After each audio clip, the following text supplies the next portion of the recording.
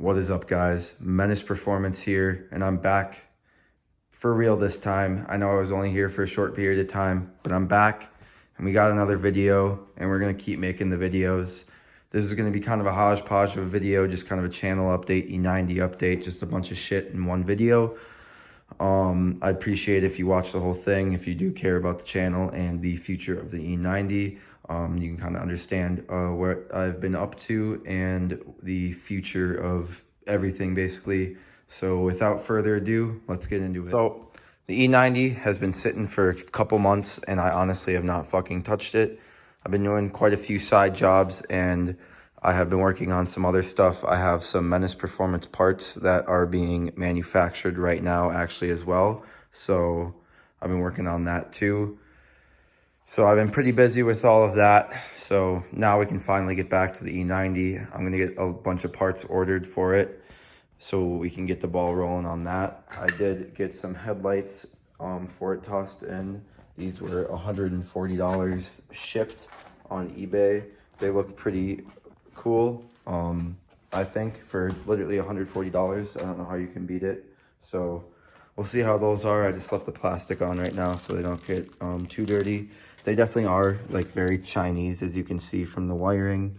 Looks like a 2-year-old did it and wanted to use every color wire possible. And then the hot glue on the top of the connector, kind of goofy to me. Definitely $140 worth of headlights, but nonetheless, hopefully they work. I've seen a couple people run them, and they like when they're installed, they look pretty cool. They're not the best looking headlight by far. I'm not the biggest fan of this like strip up here. I wish they kind of just extended and was just one big halo, but nonetheless, I can't complain at $140. So we got that installed. Me and my homie were trying to we're gonna code them, but the battery is at like 1.6 volts or something like that, even when we had a battery charger on it. So this thing is dead. So I'm gonna need to get a battery on that so I can do that. But for this, I do need spark plugs, coils, and I do want to get injectors because these are mismatched out the ass. I think I have as low as index 5 in here up to like index 9, I think. So I'd like to get some better injectors in here for sure. So definitely spark plugs, coils, injectors there. Obviously, we need to build the manifold for that, so I'll talk about that when we go over to the welding station over there. Obviously, we got the intercooler in. I need to get the fuel pump in, but because the battery is dead, I can't see how much gas is in there, so I don't know if I need to siphon any or not. So I don't want to crack the tank and then spill out a bunch of gas in the back. So I have the fuel pump as well to do. And then I don't know if I ever mentioned it, but I was getting Vanos codes. I'm assuming the bolt in one of the sprockets backed out or sheared itself, so I will have to take this apart and then probably replace the sprockets on it and then retime it as well. So I'll be doing a video on that, but that should be pretty easy as well. And then obviously just piecing this back together and then welding up like the hood dump as well, and then getting the what is it called, the max solenoid for it mounted up as well. So there's a few things here and there that I need to get ordered for this thing, but otherwise we're gonna get the ball rolling again. I want this thing to hopefully be finished in like a month or so and get it running. So that's kind of the goal with that. And then obviously I want to change all the fluids out in this. I was getting a noise from the rear end. I do maybe think it was something to do with like the differential or maybe an axle. So I wanted to flush that out a couple times and see where we're at with that. And if I need to replace an axle, then we can address that when that comes. But nonetheless, that's kind of where it's at right now. So like I said, nothing's really changed. I already have, in another video, I have the power steering and the coolant reservoir relocated to the other side of the bay. But otherwise, everything else is pretty much good. So, well, not good, but I guess that's pretty much it for everything else. So It's really coils, injectors, and plugs, and then really just the upper part of the motor is the main concern for right now. And then I'm going to have to figure out how I'm going to fab up the water pipe, because neither of my welders do AC, so I cannot weld aluminum. So I'm going to have to figure that out, either get another welder, a third one, or find somebody who has an AC welder and they can let me use it so I can do that. But enough yapping about that. That's pretty much it about the E90 and where it's at. Like I said, nothing's really changed, but I have to get that. So once I tear into here, that's going to be another video, probably the next video. I'm just going to tear into here and we can assess the damage and see where it's at, see what we need to order for that. And then after that, we can really get the ball rolling, and it should be hopefully smooth sailing from there. This thing has just been fighting me. If you've watched the other videos, you know about the subframe and everything. So this thing was abused and neglected, so it's been a rough time. I cleaned all of this up on both sides of the engine bay and the steering rack and everything, so everything's clean now as well. I did do that, but otherwise, like I said, that's enough yapping on that. Let's get over to the welding side of things. All right, over in the welding area, I guess you could call it, whatever. You see in the first video, you know that this is the M20 manifold from an E30 for a turbo, obviously. But nonetheless, the original idea of all of this was to have the cheapest tubular manifold possible, in which I would cut the flange off of this and weld this straight onto the N54/55 Vargas turbo flange. That, however, is not going to work at all. This, because of how it's built, kind of, oh, Jesus Christ. There we go. Because it's kind of built outward like this very far. The N54, because it's slanted out the ass at like 30 degrees, where the M20 sits a lot more flat. It takes up all this space against the strut tower. And normally where you would have that space on the M20, you obviously do not on the N54. Needless to say, when I tried to fit this up with no flange on it, just as it sits like this, so even less material, without a complete half-inch flange on it, it did not want to fit at all. You would have to, more or less, in my opinion, destroy this manifold and try and weld it back up into something completely different to try and get it to work. And this stainless steel, if you even want to call it that, is more like Chinesium. It's very cheap. They didn't back purge any of the welds either. If you know anything about welding on a manifold, you want to have your manifold welds back purged. That prevents sugaring on the inside due to oxidation and the atmospheric gases getting trapped within that, and then also just shielding it in general from other contaminants. It should, when welded properly, have a nice uniform weld on the inside of it as well, almost as if someone went inside and welded the inside of the piece. So with that being said, this has a lot of sugaring all around the welds and stuff because it wasn't back purged. And after a lot of heat cycles and stuff, that, even not a lot, it depends on how bad the sugaring is, but after many heat cycles, that can break down and then get sucked up into your turbo, and that is something that you do not want. Right now, I'll show a couple pictures of what's sugaring inside of here and what a non-back purged weld looks like, and then I will show you a hood dump I welded up and the inside of that, the back purges on that, and what it should look like there. So I'll show that now.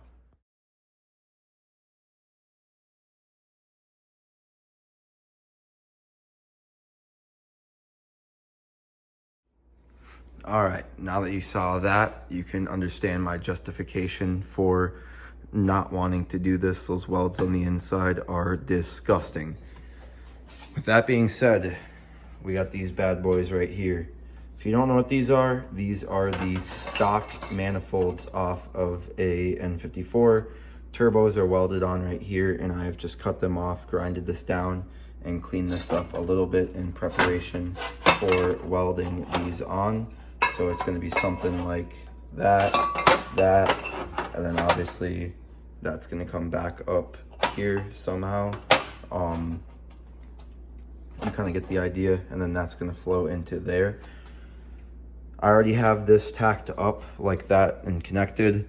I use that kind of as a jig and reference, and I did kind of fit it up to the N54 already, so I know that this is going to be nice and straight.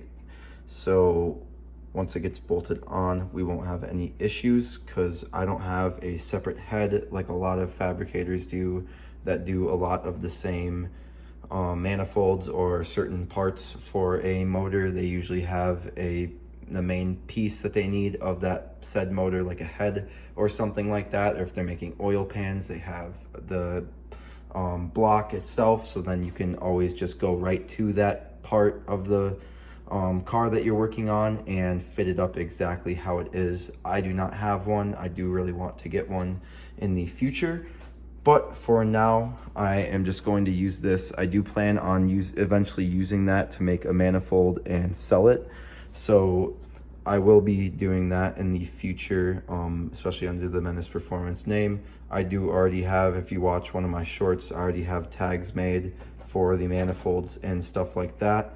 So obviously I will need to do, if you know anything about welding, I will need to do a ton more prep on this. This is still completely dirty. This is just a rough start on it. Prep is key in the welding world. If you don't have good prep, your weld's not going to turn out. I don't care how good of a welder you are. If you are trying to weld on some dirty ass material, you're going to have some nasty ass welds. That's just the reality of it. So, and I'm not a welder by any means, but I can weld. I know it sounds weird, but I didn't go to school for welding. I mean, I didn't even go to school for working on cars, and that's what I do for a living. So I'm just basically just kind of toughing it out, learning as I go. But I've been welding pretty solid for a few months straight now, and so I feel like I have a pretty good some pretty good experience and understanding of everything. And so that's basically why I am back and getting the ball rolling on this.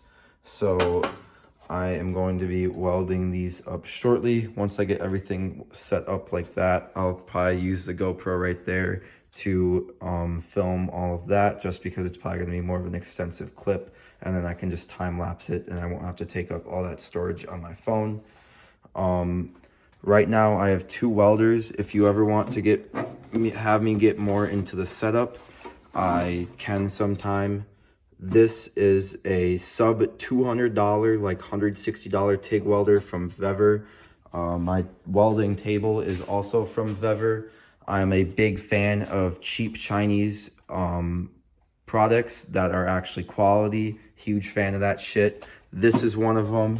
This is another one. This table was like, I don't even know if it was $80, and it's been taking the abuse. I've burnt it up quite a few times, and it just kind of wipes off.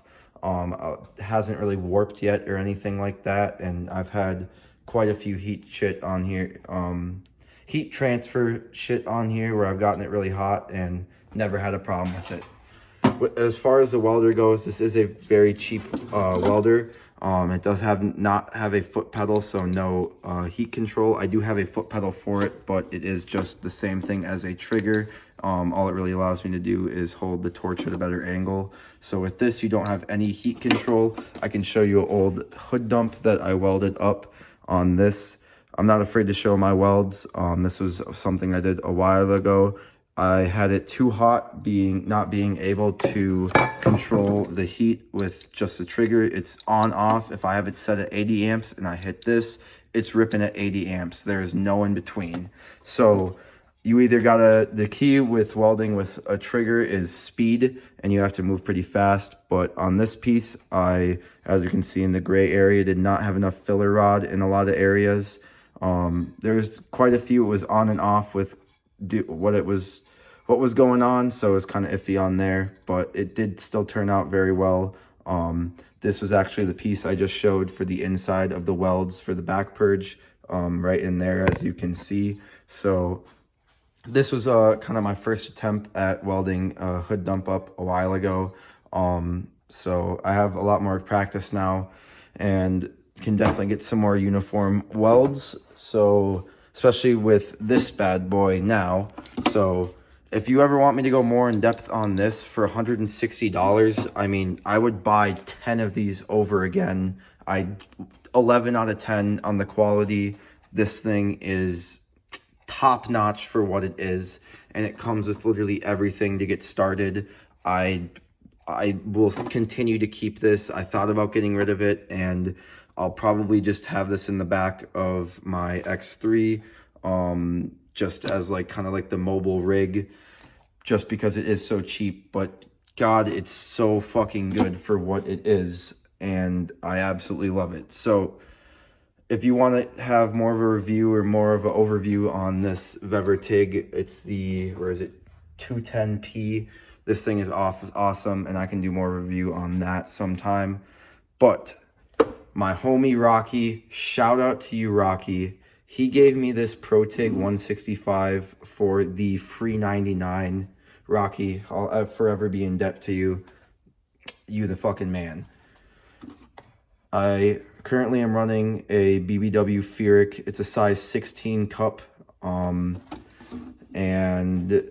yeah, this thing has been pretty awesome. As you can see too, no trigger. So I do have a full foot pedal now with full control. So if I set it at 80 and I floor it, then it's going to be at 80. If I back off hypothetically at 50% pedal or throttle, it will be around 40 amps. So you can get a lot more heat control on that and get a lot more better heat input on your piece, to ensure you're not overheating it, and to get a lot more even, consistent weld across the board. As you can see, it was on, off, and on and off with the weld on this piece, just due to the fact that I could not control the heat. I could only really control how fast I was going. And it's also kind of annoying just to only be able to weld a small section like that, and then having to stop, wait, and then go again. So that's why that was that. So now that I have this though, it'll be a lot easier to weld up pieces, just due to the foot pedal and the whole nature of the machine being a lot more quality. So if you want a review or more in depth on my welding setup or anything like that, I can certainly do that. Just let me know. But yeah, that's kind of the whole idea of that. And then with that, it's kind of lead me into my last point before we get into some welding. I probably will break this video off though, and then just get right back into welding, and then just add it as a separate video, just in case you guys don't want to hear me yap all the time, or for this whole time. But with this being said, in building manifolds, after this one is done and I like how it is, and I learn everything I can from building my first manifold this time, I do plan to continue building these and sell them. So I see Vader Solutions, they're charging $700, and they want you to send in your own stock twins as a core. I think that's fucking outrageous at $700. There's no way that these pieces are like $13 or something like that, or $12, $11. They don't cost $700 worth of parts and labor, especially if you've done it so many times. It's just so much money, in my opinion, for what it is. So I don't have an exact price or the logistics of it or anything, but I will be offering a poor man's single turbo manifold. And then I also do plan to build some more stuff, like more custom tubular manifolds and other styles. But so with that being said, I'm gonna get to cleaning these bad boys up, prepping them up, and getting ready to weld.